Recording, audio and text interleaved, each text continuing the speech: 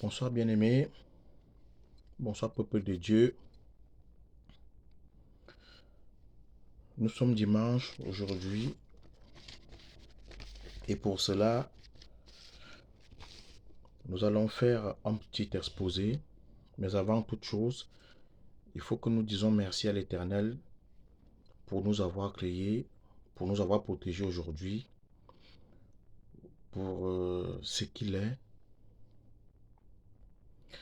et pour nous avoir protégés toute la journée, d'avoir veillé sur nous. Éternel notre Dieu, Dieu d'Abraham, Dieu de Moïse, Dieu de Jacob, Dieu d'Isaac, Dieu créateur du ciel et de la terre, Éternel des armées, Seigneur, nous te disons merci pour ce nouveau jour, Éternel mon Dieu, que tu nous as permis, Éternel mon Dieu, de voir par ta miséricorde et par ta grâce. Car beaucoup comme nous, Seigneur, se sont endormis, mais ne se sont pas réveillés. Mais toi, tu nous as fait cette grâce, Éternel mon Dieu, mon roi, de voir ce nouveau jour et de voir ces merveilles. Nous te disons donc infiniment merci. Nous voulons t'adorer, Père, parce que tu es Dieu, parce que tu es le Dieu qui nous révèle toutes choses cachées, parce que tu es le Dieu créateur du ciel et de la terre, parce que tu es le Dieu d'Abraham, parce que tu es le Dieu qui rend les malades guéris, parce que tu es Dieu miséricordieux, parce que tu es Dieu élevé au-dessus de tous les cieux.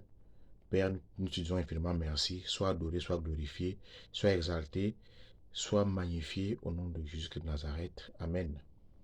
Alors, bien-aimés, sans toutefois tarder, nous passons donc à notre petit exposé qui a pour thème l'orgueil, l'ennemi de l'humilité et de la grâce divine. L'orgueil, l'ennemi de l'humilité et de la grâce divine. Bien-aimés, nous ne pouvons donc pas parler d'un mot sans connaître sa définition. Aujourd'hui, nous parlons donc de l'orgueil dans notre vie quotidienne. Qu'est-ce que c'est que l'orgueil? Il faut d'abord le définir. Alors, la Bible a beaucoup de contextes et puis chacun peut définir l'orgueil selon sa façon. Moi, à ma façon, je l'ai défini tel que l'orgueil est un sentiment excessif de sa propre valeur qui pousse l'homme à se placer au-dessus des autres et de croire qu'il est supérieur à tout. L'orgueil est un sentiment excessif de sa propre valeur qui pousse l'homme à se placer au-dessus des autres et à croire qu'il est supérieur à tout. Alors, bien aimé, une fois qu'on a donc défini l'orgueil, et selon l'entendement de tout un chacun, l'entendement spirituel, intellectuel, moral de tout un chacun, nous allons donc passer à l'introduction. Bien aimé, que la paix de notre Seigneur Jésus-Christ soit avec vous. Aujourd'hui, j'ai choisi de partager un message essentiel pour notre marche et vie chrétienne. Ce thème m'a marqué et m'a inspiré pendant mon moment de lecture de la parole de Dieu. Ma méditation sur ce thème m'a montré combien l'orgueil peut discrètement s'installer parmi nous, dans l'Église et dans nos cœurs. Bien-aimés, la Bible nous dit dans Proverbe 16, 18. Nous allons donc rapidement lire Proverbe 16, 18. Proverbe 16, 18, qu'est-ce que ça nous dit? Nous avons dans la Bible. Proverbe 16, 18. Voilà. Proverbe 16, 18, ça nous dit quoi? Nous disons non au nom de Jésus-Christ de Nazareth. L'orgueil conduit à la faillite et l'arrogance à la ruine. On répète. Proverbe 16, verset 18. L'orgueil conduit à la faillite, à l'arrogance et à la ruine.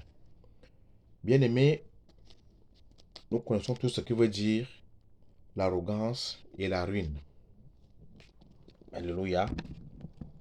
Alors, une fois donc qu'on a donc lu Proverbe 18, on comprend donc que l'orgueil nous conduit à la ruine et à l'arrogance et à la ruine. Ça veut dire, bien aimé, que l'orgueil n'est pas une bonne chose dans notre vie. L'orgueil n'est pas de Dieu. L'orgueil n'est pas quelque chose qui peut nous conduire vers Dieu. Ça ne nous ferait pas les chemins pour aller vers Dieu. L'orgueil. Alors, bien aimé, une fois donc qu'on a compris cette réalité essentielle cette réalité essentielle, cela nous inonde des grâces et des fruits. Quand on a compris une fois que l'orgueil nous conduit à la ruine et à l'arrogance, une fois qu'on a compris ça, ça veut dire qu'on va changer de vie et ça nous conduit donc, ça nous inonde donc des grâces et des faveurs de Dieu. C'est-à-dire qu'une fois qu'on évite donc l'orgueil. Alléluia. Alors, bien aimé, nous allons donc développer. Nous allons donc développer. Il est quelle heure? Bien aimé, depuis la création, c'est-à-dire depuis la création du monde, depuis que Dieu a fait le monde là, l'orgueil est à l'origine de nombreuses chutes. C'est-à-dire que depuis que Dieu a fait le monde, depuis qu'il a créé le monde, l'orgueil est à l'origine de nombreuses chutes. C'est-à-dire que toute personne qui a été orgueilleuse, toute personne qui a fait l'orgueil a chuté depuis la création, des millions d'années avant nous, avant Jésus-Christ. Depuis la création du monde, l'orgueil est à l'origine de nombreuses chutes, telles que la première chute, c'était quoi, bien aimé? Pardon. C'était quoi la première chute? Nous allons passer le temps. La première chute fut la chute de Lucifer, qui était l'ange de lumière. Il faut bien noter ici, bien aimé, que Lucifer n'a pas commencé directement diable. Il a été d'abord un ange qui adorait Dieu, un ange de lumière, très beau, très scintillant, avant donc de faire l'orgueil. Et c'est cet orgueil qui l'a donc poussé à la chute. Lucifer a chuté à cause donc de son orgueil. Donc, bien aimé, lisons donc la chute de Lucifer dans le livre de Ésaïe 14, 13, 15. Quand on parle d'Ésaïe 14, 13, 15, ça veut dire Ésaïe chapitre 14, versets 13 à 15. Je vous invite bien évidemment aussi, bien aimé, à lire. Lisez la parole de Dieu, bien aimé. Elle nourrit, elle guérit et elle nous fait avoir espoir. Nous allons donc lire le livre d'Ésaïe 14, 13 à 15.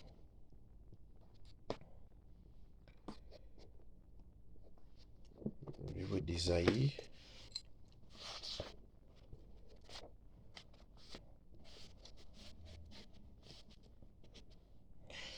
Nous lisons au nom de Jésus-Christ. Ésaïe 14, 13 à 15. Lucifer dit: Je monterai au sommet des nuages. Je serai l'égal du Dieu très haut. Mais c'est au monde des morts, jusqu'au fond de la fosse, que tu as dû descendre. On reprend. Ésaïe 14, verset 13 à 15. Lucifer dit: Je monterai au sommet des nuages. C'est-à-dire qu'il veut aller au-dessus du trône de Dieu. Donc, dans sa tête, il pense aller au-dessus du trône de Dieu et s'installer. Je monterai au sommet des nuages. Je serai l'égal de Dieu. Donc, il dit qu'il sera avec Dieu. Il sera l'égal de Dieu. Il va tutoyer Dieu. Il serait l'égal de Dieu très haut. Mais c'est au monde des morts, jusqu'au fond de la fosse, que tu as dû descendre. Donc, Dieu l'a fait. Alors, une fois qu'on a donc lu Isaïe, 14, 13, 15, bien aimé, Nous passons donc à la deuxième chute. La deuxième chute, c'était qui, bien aimé? La deuxième chute, c'était, bien évidemment, dans le livre de Genèse, Genèse 3:5. Et la deuxième chute, c'était qui? La deuxième chute, c'était Adam et Ève. Deuxième chute, Adam et Ève. Première chute, Lucifer, depuis la création du monde. Première chute, première chute et Lucifer. Deuxième chute, Adam et Ève. Alors, pour lire et pour connaître donc la chute d'Adam et Ève, bien aimés, nous allons dans le livre de Genèse, chapitre 3, à partir du verset 5. Nous lisons au nom de Jésus-Christ de Nazareth. Genèse. Genèse 3, 5.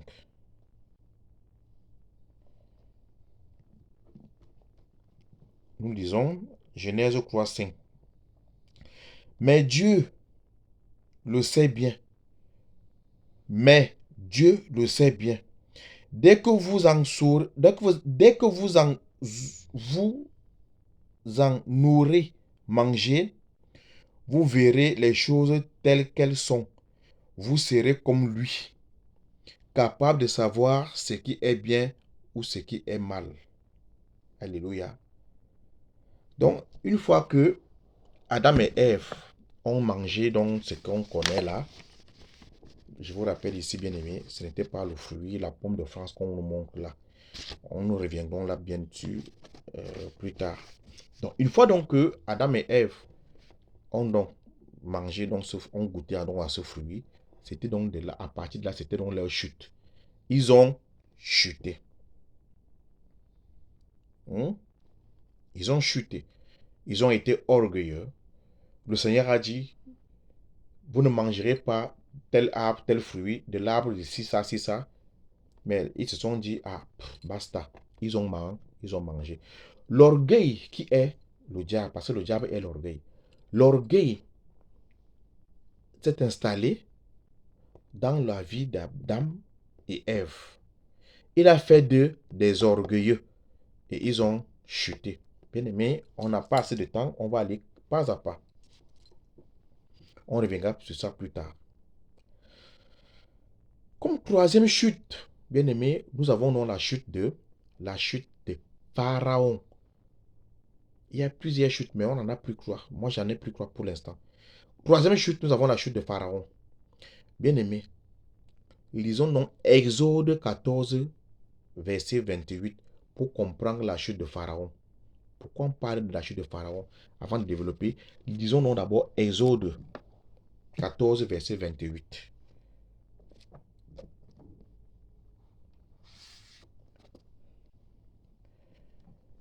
Exode 14, verset 28. J'ai dit au nom de Jésus-Christ de Nazareth, l'eau recouvrit tous les chars et les cavaliers des troupes du Pharaon qui avaient poursuivi les Israélites dans la mer.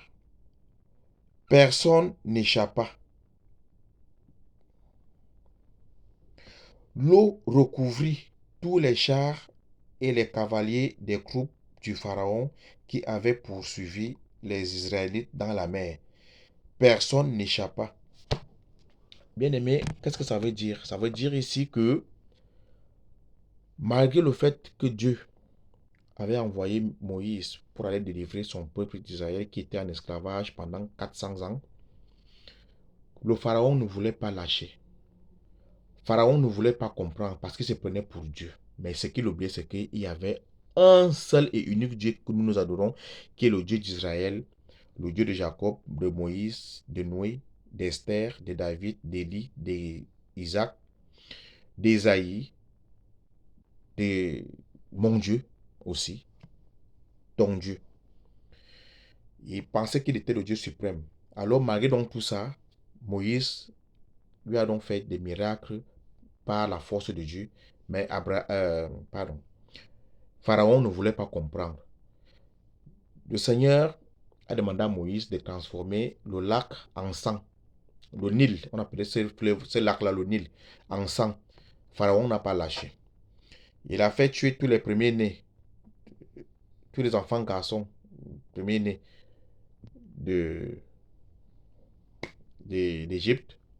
Pharaon n'a pas lâché.